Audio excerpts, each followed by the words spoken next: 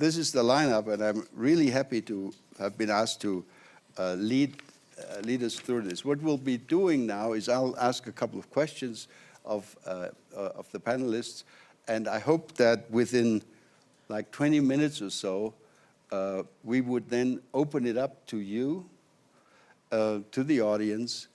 And if you wish to speak, ask a question, or offer a brief comment, hopefully only a brief comment, please, for the benefit also of the cameras, please do us a favor, get up, identify yourself, and if you have a question, it would be helpful if you said whether the question is addressed to the entire panel or to just one specific member of the panel. In that way, I think we will use this hour most effectively. Let me start with Secretary Stoltenberg. 70 years of NATO. Unfortunately, at the beginning of this year, some of the newspaper headlines, commentaries, are filled with the idea or the vision that we are entering a new age of great power competition. Russia, United States, China, etc. Where is NATO? What's the role of NATO in this unfolding situation? And how confident are you that we are actually going to have something to celebrate in April? We will celebrate in April. But NATO's role is today fundamentally the same as it was back in 1949. And that is that we protect and defend each other, that we really believe that we are safer together than apart. NATO is based on the idea that it's one for all and all for one, and that has kept us all safe and secure for 70 years. The big difference is that we are doing that in a very different world, because for 40 years, from 1949 to 1989, it was one well-defined threat and challenge, and that was the Soviet Union and the Warsaw Pact.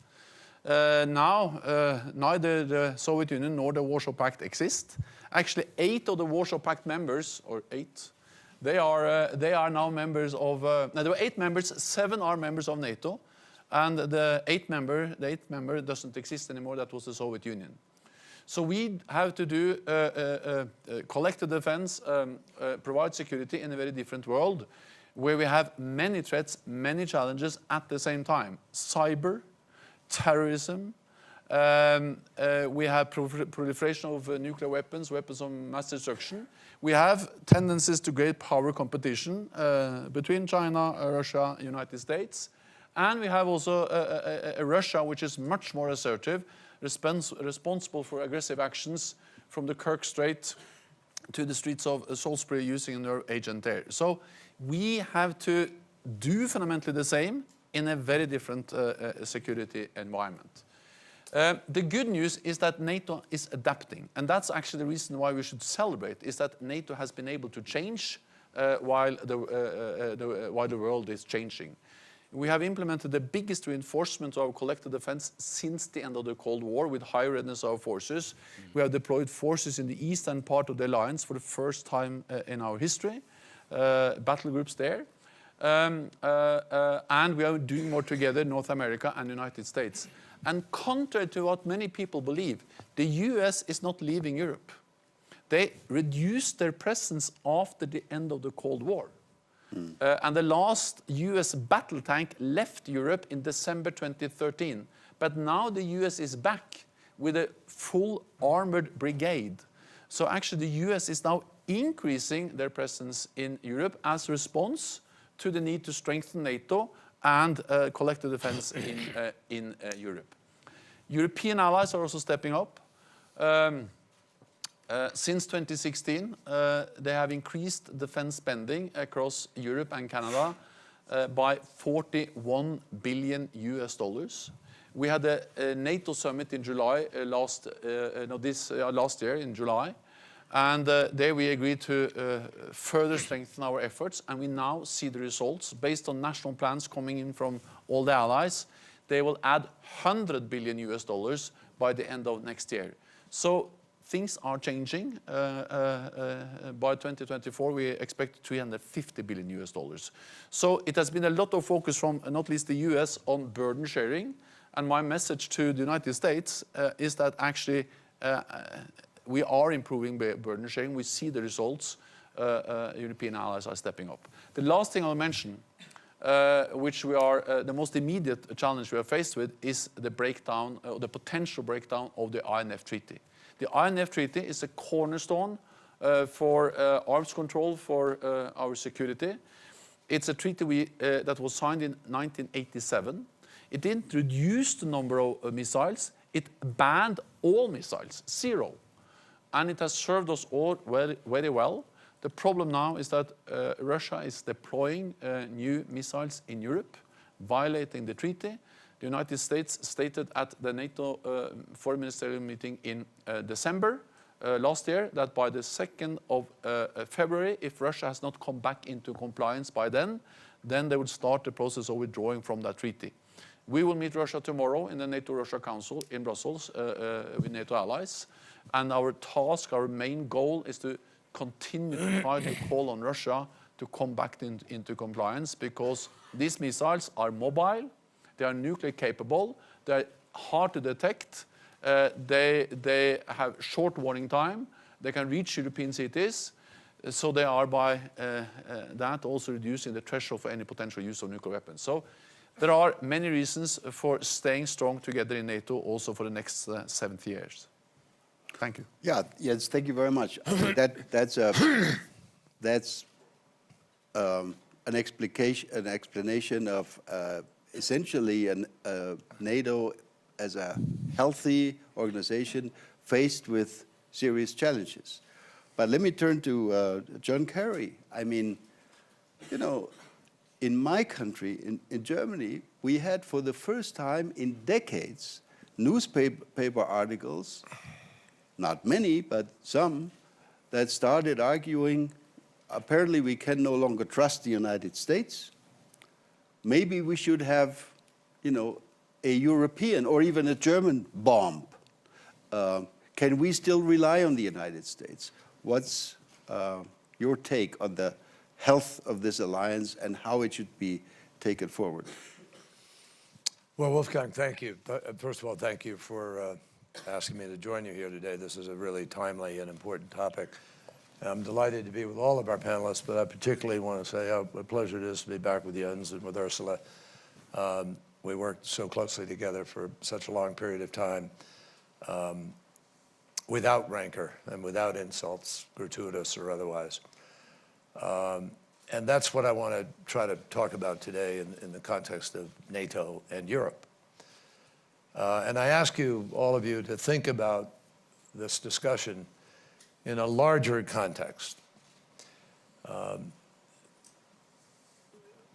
NATO was created and the European project was created to stop Europeans from killing each other, bluntly put.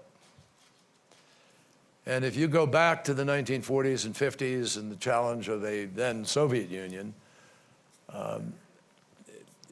just because the nature of the entities have changed, i.e. Soviet Union to a Russia, to a federation and so forth, Europe, etc.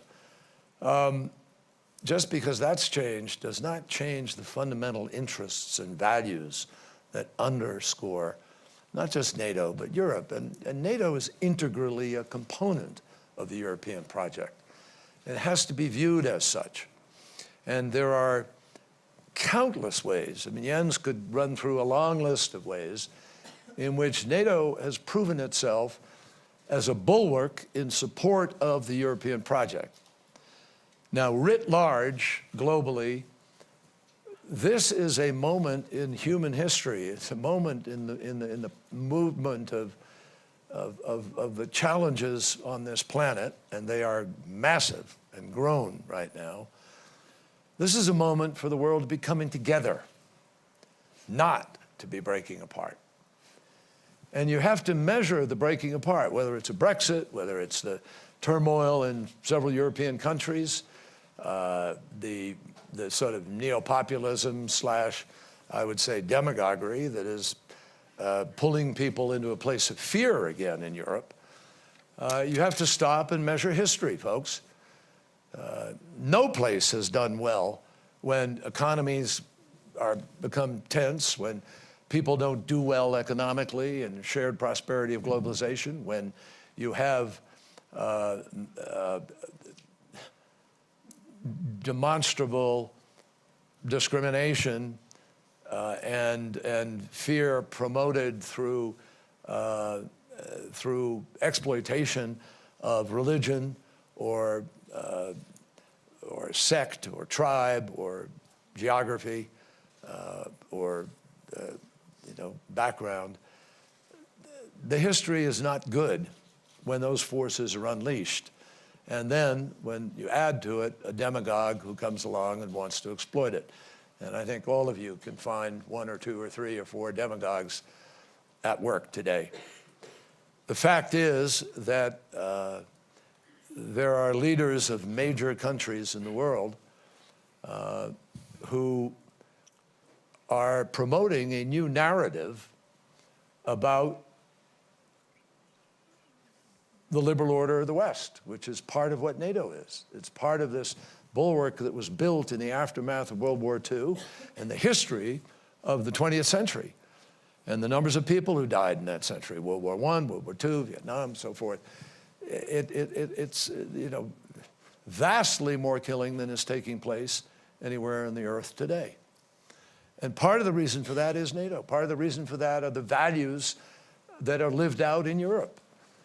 Frankly, it astonishes me and troubles me that there are greater and more voices in Europe. There are voices, Angela Merkel, Macron, people who've stood up for Europe. But there aren't enough voices celebrating the extraordinary meaning of the last 70 years. Europe has the highest standard of living in the world. Europe has the best healthcare system in the world. Europe has high wages. Europe has the best education system in the world. Europe has a remarkable quality of life and the least violence in the world, and yet people are putting it at risk. Frankly, it's incomprehensible. And when you look at NATO, the United States of America was attacked from Afghanistan. Europe is still with the United States of America in Afghanistan. Now, not in my judgment in the best strategic way today, because I think we need to transition away, and there are ways to do that using a platform against terror that would benefit all of us without maintaining an unsupportable forever presence, which I think is unsustainable. But we're not trying to do that, and we're not doing it, and NATO is the entity that would do it and is there right now. I've sat at a table in Brussels with 52 nations around the table, maybe even more, 50 sub-nations. Extraordinary. And each nation would report on what it was doing in Afghanistan. Do the Chinese or the Russians call on the world to do that? Do we see the kind of response that NATO has been able to promote in the interest of helping Europe stabilize to some degree during the migration when we called on NATO to become involved and deal with that? And what about, obviously, the extraordinary efforts with respect to Ukraine? We pulled together a major reassurance program for the frontline states. We made clear that we were serious about Article 5. And the only nation in the world that I know of in the 21st century that has sent its military personnel in uniform, though disguised, across international lines is Russia. And Russia is one of the countries promoting the notion that the liberal order of the West is dead and the United States of America is in decline, among other things. So, folks, this is a time to be pretty hard-nosed about where our interests lie and how we protect our interests. We are of common values. Europe and the United States, the transatlantic alliance. And anybody will tell you, I think if you talk to a lot of Republicans, Bob Corker was here yesterday, others, they will tell you what is happening in our country today, in this administration, is it's an aberration.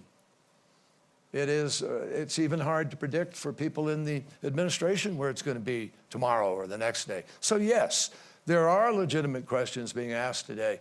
of a president who attacked NATO, who personally insulted the Chancellor of Germany, who pulled the rug out from under the Prime Minister of Britain, who was trying to negotiate on Brexit, who has, I mean, you can run the list, right?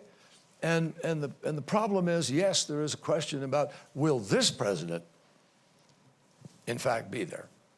And that's why there's discussion about 100,000 troops, and there's discussion. But I can guarantee the vast majority of the American people, and every person I know on either side of the aisle, bipartisanly, who has any chance of being a president of the United States in the future, believes that NATO is critical, and they would object to any movement away from it, and they will support Article 5. So I do not accept some of the literature I have read where people are saying irreparable damage to the transatlantic alliance. No, I don't believe that. Not irreparable. I think much of it curable in a matter of days and weeks, if not hours, by reaffirmations, by restatements of support, by recommitments. But what is important, my friends, is that Europe itself begin to define these values and these interests, and that Europe itself articulate with greater strength the value of standing together to have partners in developing defense capacity in Poland, developing defense capacity in Lithuania and Latvia and Estonia and so forth. That's vital. And to having our ability to be able to move to arms control and other efforts. That brings up a different topic. I won't go there now. But I think we have 2 billion young people in the world, about 15 years old to 24. Many of them live in places where if they don't get enfranchisement and a part of the world, this globalized world, that satisfies their knowledge of what everybody in the world has, because everybody has a smartphone. They may not have a job, but they have a smartphone. They may not have a future, but they have a smartphone. They may not have a vote, but they have a smartphone. And they see what everybody else has. And I'm telling you, with 1.8 billion kids, 15 years old or younger, 350 million of whom are not going to go to school, and they live, many of them, in countries that do affect Europe already as a consequence of conflict, you need a NATO. And NATO has the ability to adjust to those kinds of threats. We shouldn't be limited just by what created NATO. We face threats going forward. Perhaps the biggest of all was mentioned earlier, cyber. You can bring countries to their heels in nanoseconds, pushing a button. 20 people in a barn somewhere in Eastern Europe or somewhere else in the world who are properly funded have the ability to be able to terrorize a nation, if not bring it to its heels. That's our threat. And we need an entity like NATO that can help guide what our protocol is going to be with respect to cyber going forward. We began to do that with President Obama, but there's nothing happening today that convinces me that we are doing the kind of things we did to rein in nuclear weapons. We're not doing that with cyber. We need the same type of nuclear negotiation for cyber that we had to begin to go from 50,000 warheads pointing at each other in Reykjavik when Reagan and Gorbachev sat down. Now we're down to 1,500 and some, and we propose going lower. So NATO is critical to the ability to give confidence to people about those values, about those interests, and it is the strongest vehicle we have right now to provide cohesion to the defense and security of a critical friend, ally, trading bloc, and value-based alliance. And I think that is irrefutably a moment of strength and something we should adhere to, not seek to undermine and destroy. Thank you, John. Thank you. Very impressive. Now, let me turn to the German defense minister. You know, listening to John Kerry, one question that might come up is, so if it's like that, why would we need a European army? Why do we need to talk about autonomy of Europeans, etc.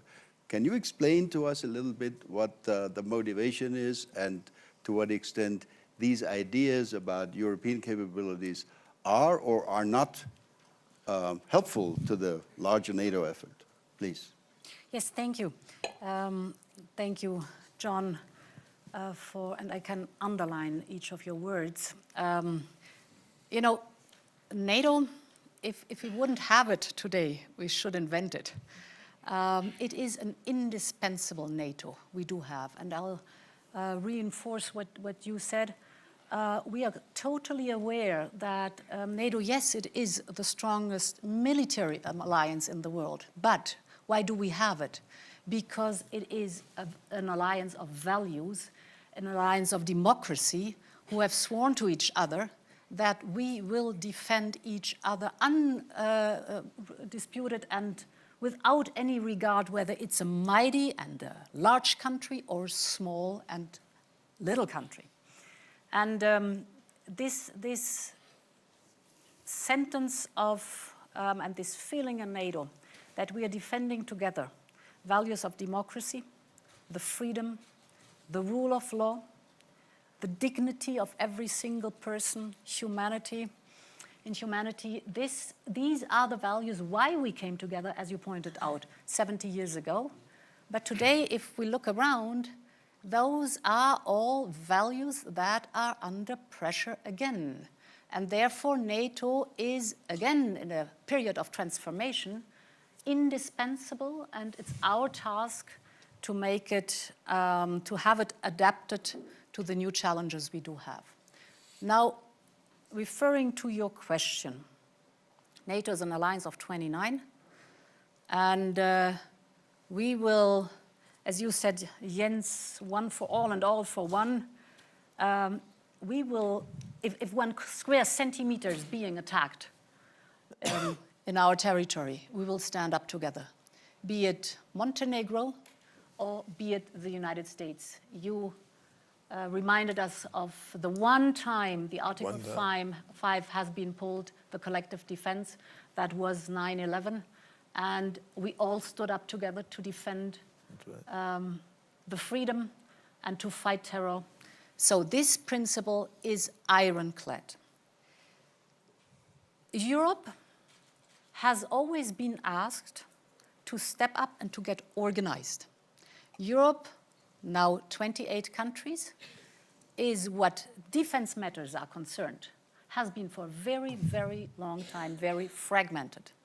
28 different armed forces, no planning process, a huge amount of different weapon systems. So an enormously ineffective way to maintain them, to train the personnel that is necessary for it, to have the procurement, to buy the procurement, or to develop the procurement. There was always the demand for, from our friends towards Europe, get organized. And there's a second reason why Europe is getting organized. There are many, many threats and situations where I do see NATO, without any question. And you mentioned many of them. I will not repeat them. But there are places or problems that are of utmost importance for Europe, but I do not see NATO there. One typical example is Africa. This is our immediate neighborhood, and Europe has to act and react together with our neighborhood, Africa, in what we call comprehensive security, which is diplomacy, economic development, and the ability to stabilize by military or police.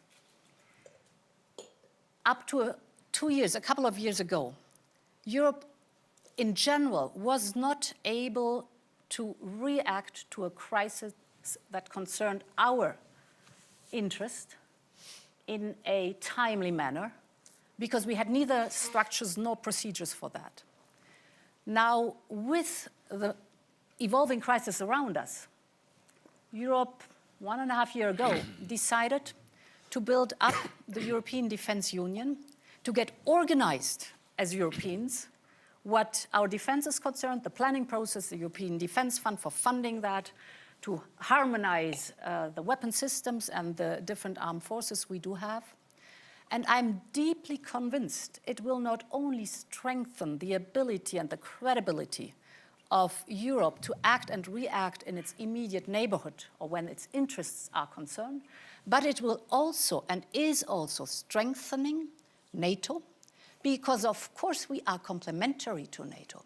As I'm sitting here as a German defense minister, I have the NATO hat, I'm a member of NATO, and I'm a member of the European Union. And I do have one single set of forces, that is the Bundeswehr. And of course, it is sensible and effective to work together with our friends in Europe and together with our friends in NATO, that each of the two structures is able to work complementary together, but we have different fields where we are called upon.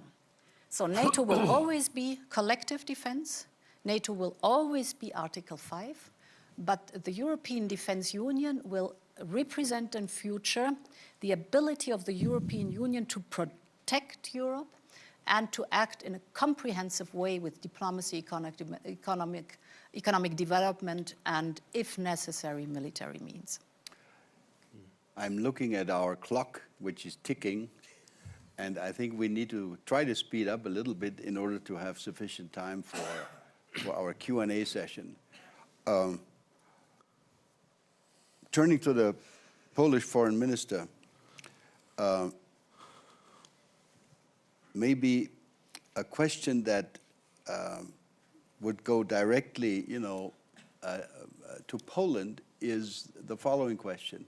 About 21 years ago or so, we negotiated the so-called NATO-Russia Founding Act, which contains strict limitations, for example, no nuclear weapons in new member states of future new member states, et cetera, et cetera. I would be interested in your view. Should we, given Russian behavior over the last 4, almost 5 years in Ukraine, et cetera, should we now stick to the NATO-Russia Founding Act, to this agreement? Should we adhere to the limitations? Or should we, as some are proposing, should we throw that overboard and do even more in terms of bolstering countries like your own? Very important question. I think that it's right to ask this question, but let me just start by saying that we will celebrate this year the 70th anniversary of the creation of NATO, but also very important anniversary for Poland and other countries from our region, which is 20th anniversary of joining NATO. Poland, together with Hungary and Czech Republic, will celebrate that anniversary in March. And it was a very important step. Since that time, we feel really secure and safe in Europe. We joined community of free democratic states. It was a very fortunate decision because after that time, Russia started to change its foreign policy, becoming more aggressive. It's now, you can call this policy as revisionist policy, with aggression in Georgia, 2008, and then also Ukraine. So it was a very good decision. Maybe today it would be much more difficult to simply have acceptance to that enlargement of NATO. Very important decision was taken at Warsaw Summit 2016 to deploy forces from NATO countries in Baltic states, Poland, Romania, in order to guarantee and to demonstrate to Russia that aggression will not go unnoticed or unpunished. So for us, NATO is very important to deter Russian forces. Now you asked about the NATO-Russia Founding Act.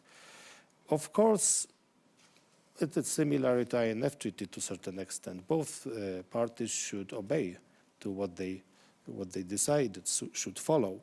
Russia broke that act, and in our opinion, you cannot break something which is already broken. Therefore, we have a right to defend ourselves and to deploy forces.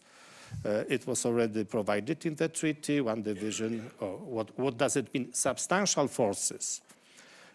Poland does not share with Germany, France, other countries in the West the same security or threat perception. We share that threat perception with the countries from our region. We simply fear Russian aggressive policy.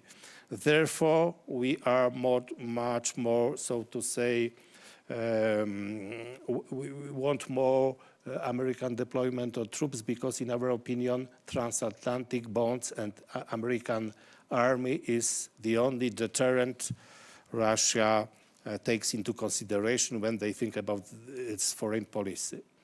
We are not against European army. It's very just and justified action to mobilize countries within the European Union to spend more on defense and to create forces which can act on their own.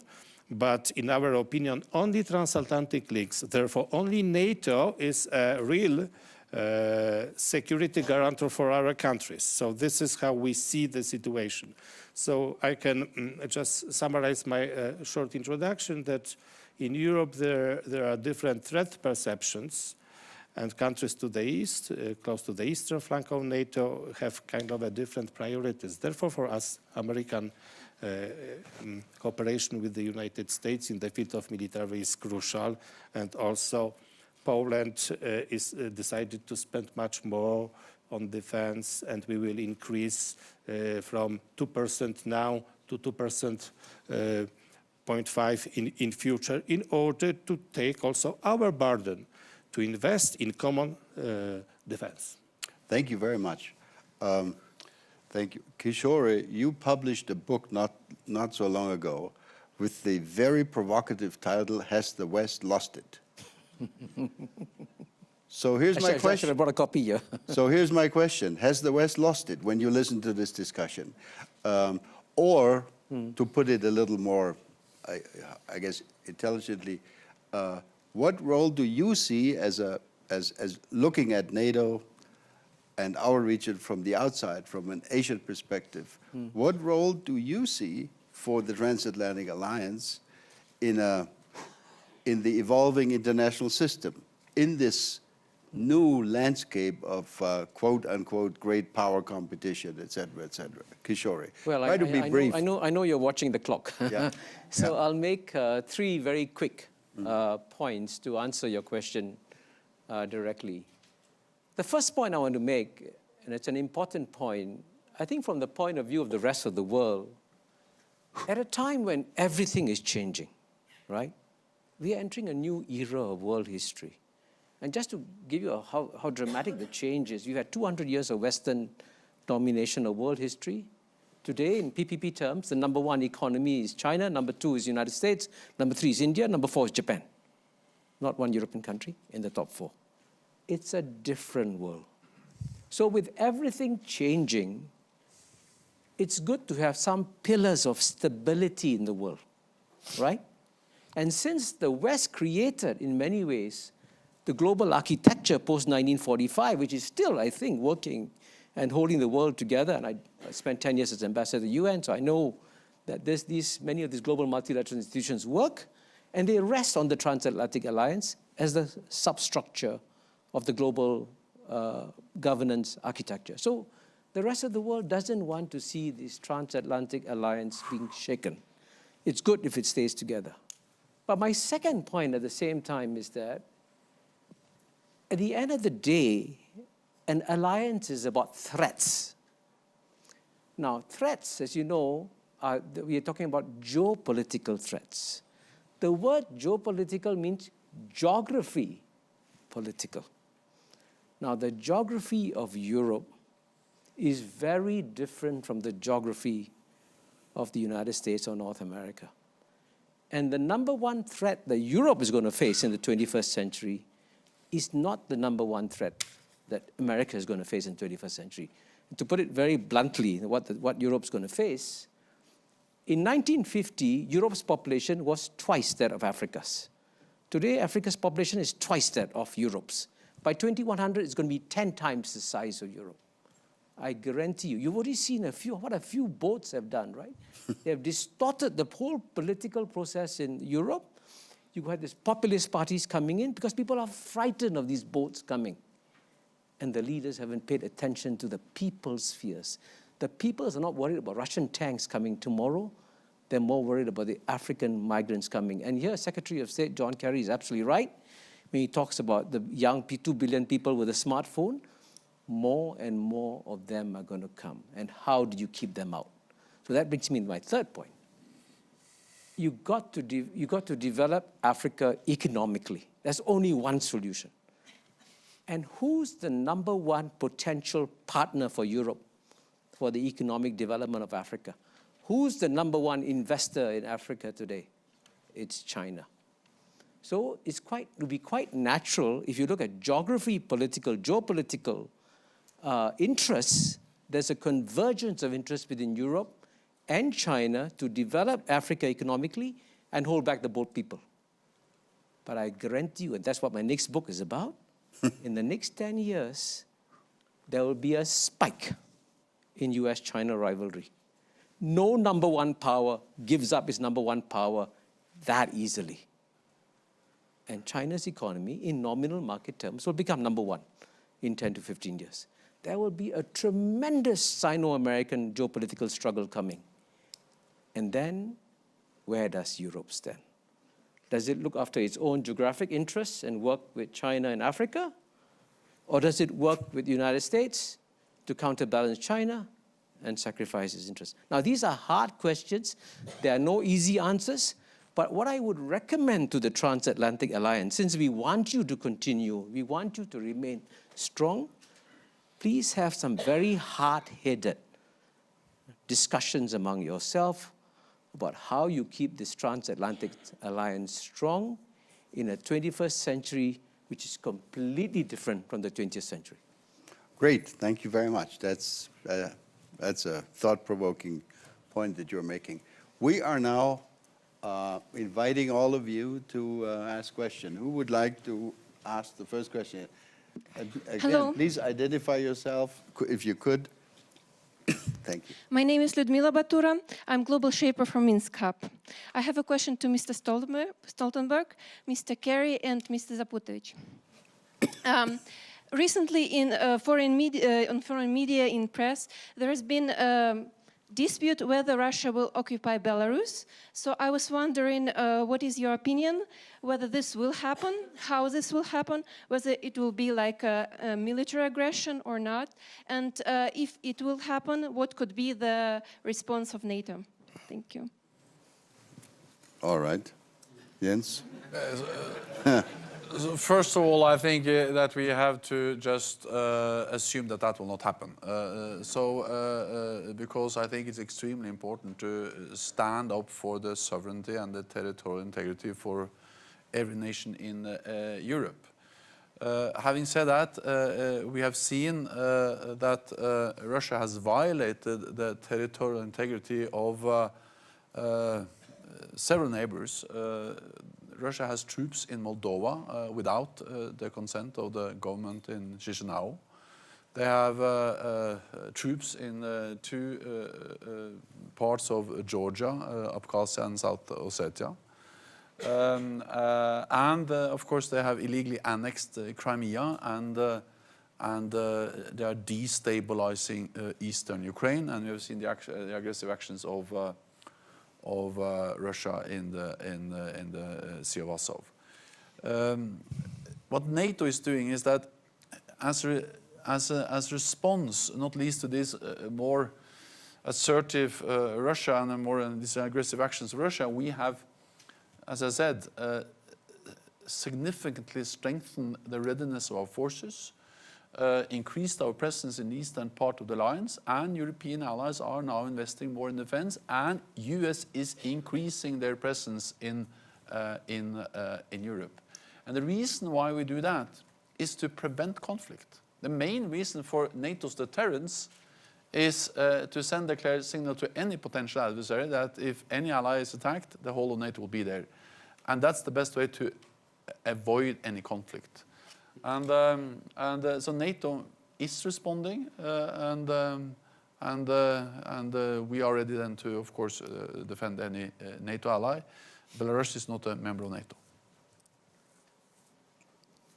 John, you want to add something to that? I think that covers it. That covers it? Yeah.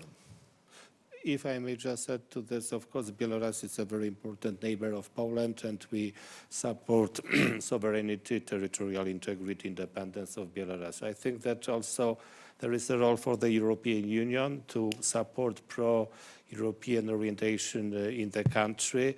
We will celebrate this year, indeed we do it already, the 10th anniversary of Eastern Partnership Program, so we have to be creative and try to somehow simply support society. Of course, you ask about some dramatic events concerning aggression. There will be breach of international law by Russia if it happens. Therefore, I think the reaction of international communities should be strong, and NATO, both European Union, other actors should give clear signals to Russia that it will be not tolerated. You're next. Hello, I'm Trisha de Borgrav. I'm a freelance writer. I just wanted to ask you, in terms of the cohesion of Europe and standing up for its own, and to be legitimately looked at in the world as a force for good and power, could you comment a little bit on what its relationship should be to a divisive country such as Iran? Now, who will take that question? Any takers? If Well, I may, Sorry. John, please. Well, I want to preface my answer to that, and I'll answer it very directly, by also stating that as I talk about the strength of Europe, the importance of Europe and the importance of the values and the interests being represented, I don't close my eyes to the notion that Europe needs to make some reforms and engage in some significant discussion about some of the institutional atrophy, if you will, a little bit, I think Angela Merkel in her speech yesterday made some comments about this. So I would agree with that, and I think the same thing with respect to looking at these threats. The fact is that if suddenly we're out of the INF Treaty and you have a new kind of arms race, that's just going to put an exclamation point on why you need a NATO, because that's a geopolitical threat. And so I think that the arguments build rather than diminish. Now, with respect to Iran, Europe played a very important role. I mean, this was a partnership, which is, again, an argument for multilateralism. Russia, China, even in the midst of Ukraine, Russia cooperated, worked very closely in order to get the nuclear arms agreement with Iran, and to help create a structure where we had a responsible use of enriched uranium, and we dealt with the challenge in a multilateral way. And 7 countries signed this agreement. And what's significant about the agreement and Iran is that those countries are working very hard right now to keep that agreement alive. They still believe in it. What is it that President Xi and President Putin and President Macron and Chancellor Merkel and Prime Minister May know about the Iran deal that Donald Trump doesn't? Actually, maybe I shouldn't ask that question. But I mean, seriously, think about it. They're all staking, even as they know Iran is mischievous and is doing things in Yemen, doing things with missiles, doing things with Hezbollah, threatening Israel, engaged in Iraq, all of which we object to. And the Obama administration objected too. By the way, we did things about it. We kept the sanctions in place on each of those things. We raised the sanctions because they were doing it. And I agree with the notion that we need a follow-on agreement with respect to what Iran is doing. But are you stronger getting a follow-on agreement by coming to the Europeans and others who signed the agreement and say to them, hey, guys, I don't like this deal. And I'm prepared to get out of it, but I'm going to do it in a year.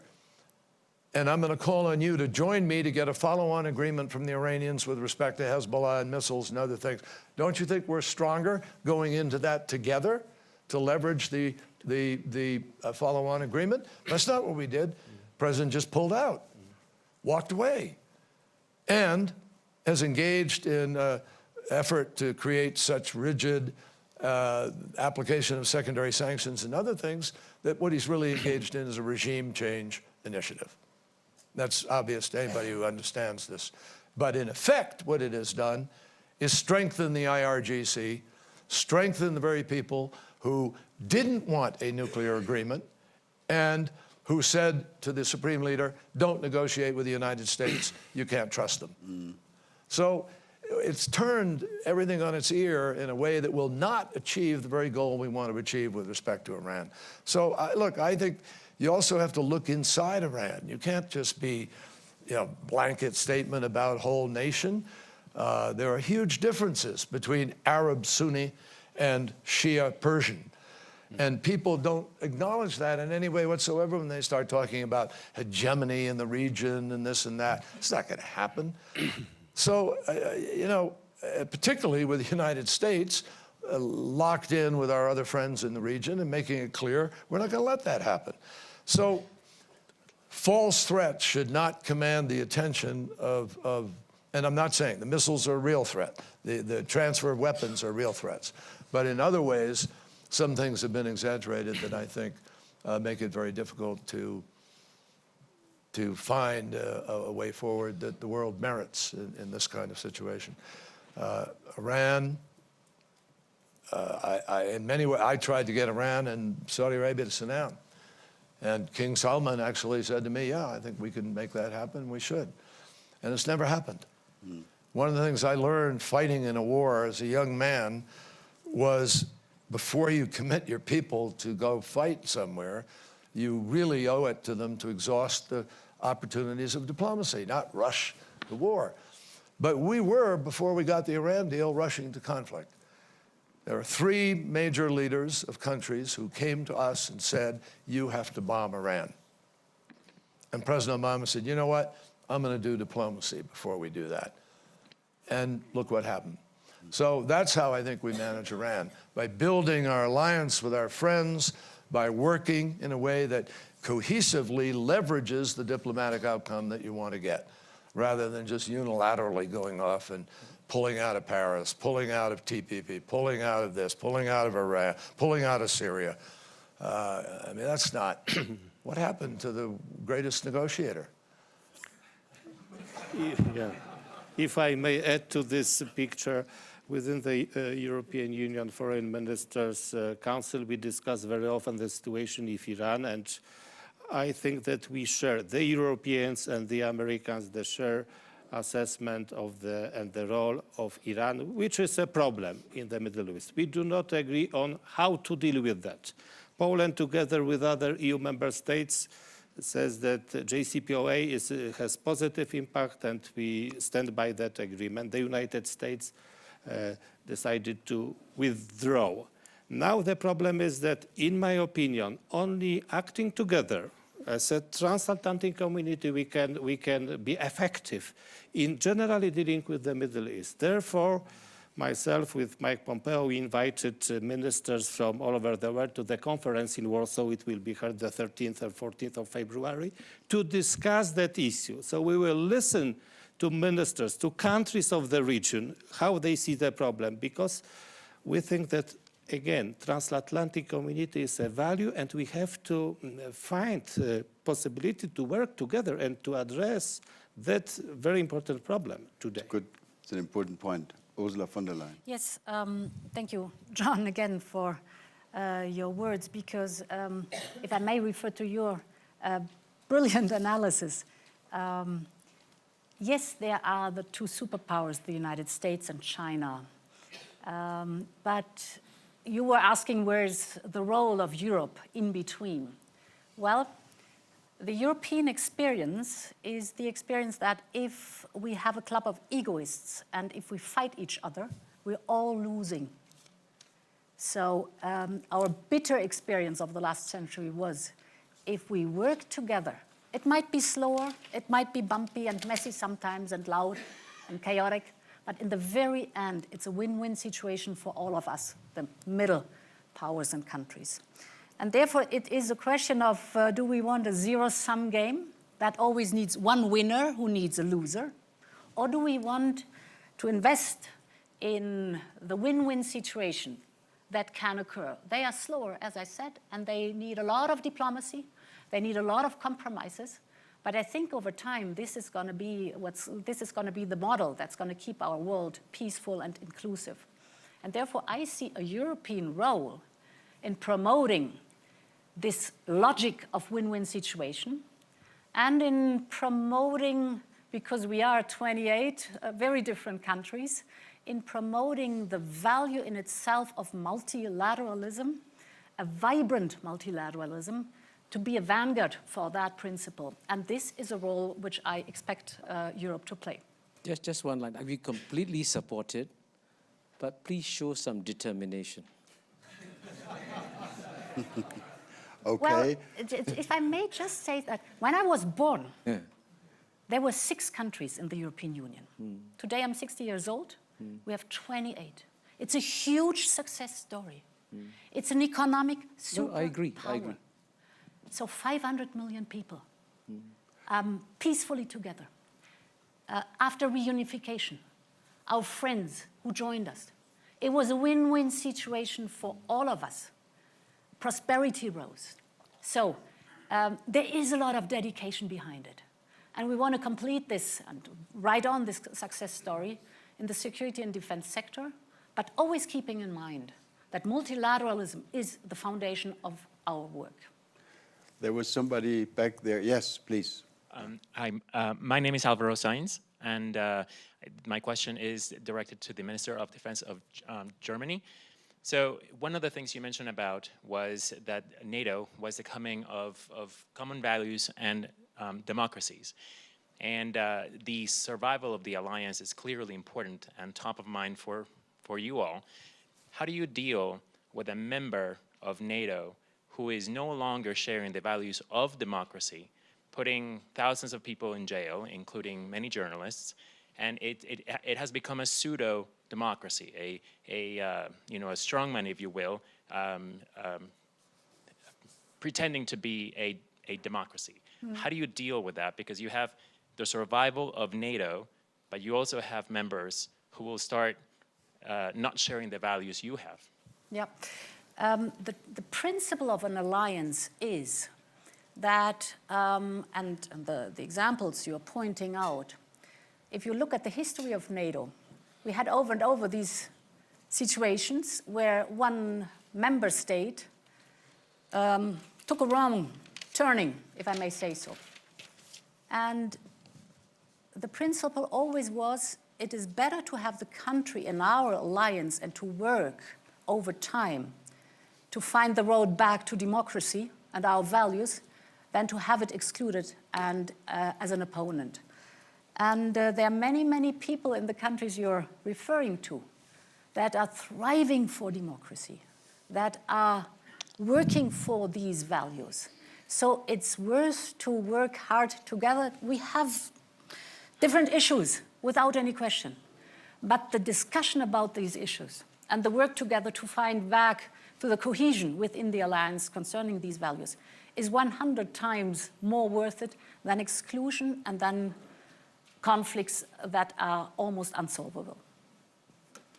I think we have time for maybe one very brief question, but really just a sentence or so, and one brief answer, because we're practically running out of time now. My name is Lena, I'm from Singapore. My question is, with the enthusiasm from the Eastern European countries, the NATO members in China's Belt and Road Initiative, do you see this weakening of unity within the NATO members?